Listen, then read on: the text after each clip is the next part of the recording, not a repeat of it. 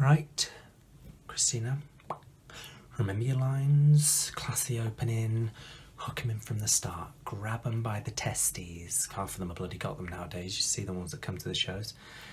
What's the one I used to do with the... Oh, yeah. Thank you for coming, you made my whole week. Brian Talbot told me that one. Thought he was funny, so did we. Just not in the way he thought he was. He said to me once, he said, Christina, you look nicer when you haven't got your glasses on. I used to wear glasses back then. I said, that's funny, Brian, because when I haven't got my glasses on, you still look fucking ugly. He moved to Grimsby in the end. We said it was because he wanted to be somewhere where he could find sailors and seamen. Hang on, that's not right, that's not right. That doesn't... He moved to Grimsby. He married the fishmonger's daughter, Helen Hutchins. Her dad worked on the docks. They didn't have much in common, but they were always ready to take a fisherman's load.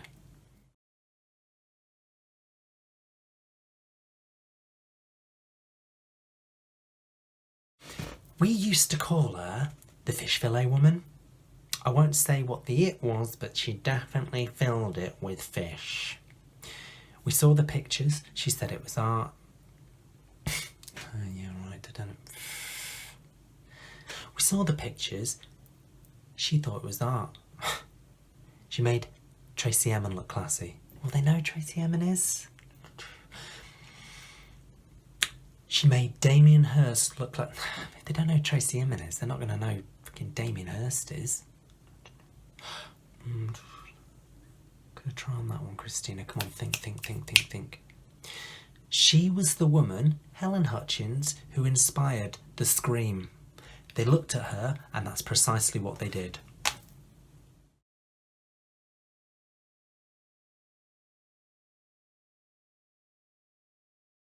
I don't know if it matters.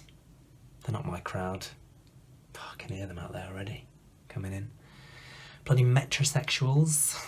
Don't get me wrong, it's not that they're straight, alright? It's the lack of taste.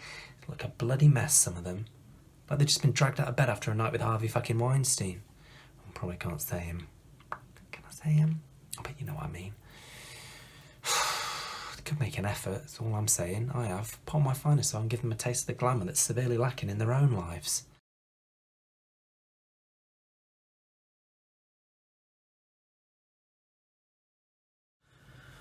Oh, this dressing room. Really dignified way to live your life. God. I mean, the ones that come to the shows, half of them are straight. Maybe 60% now? Not in my day. Small intimate clubs, no posters outside, nothing to tell you what went on inside. They would never have made it in.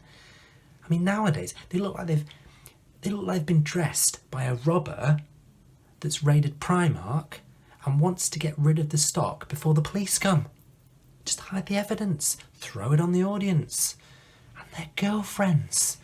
They look like a fucking accident in a makeup factory. Atomic style. Bang. All over them.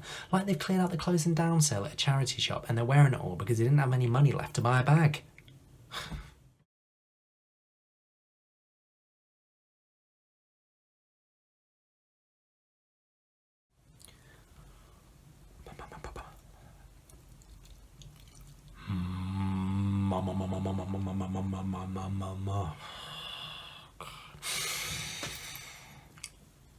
Okay, let's go for it. The minute you walked in the joint, I could see you were a fucking boring, badly dressed metrosexual man of distinction, a real big spender.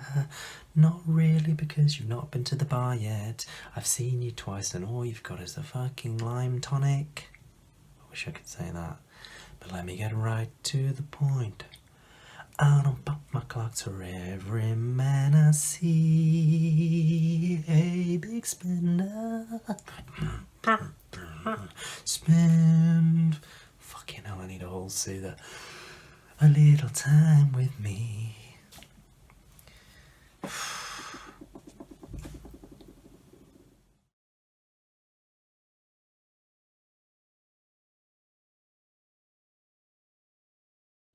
Getting too old for this. Who wants an aging whore? No one. Unless you've got a fetish for old boilers. I'll do a charity gig for Wayne Rooney and Hugh Grant, honestly. I'll get me on TV. For 5 minutes at the end of the news, just before the weather forecast. No. I won't go for fame. I'm a cult. I said cult. A cult. And nobody more like. Oh, pull yourself together, you daft cow.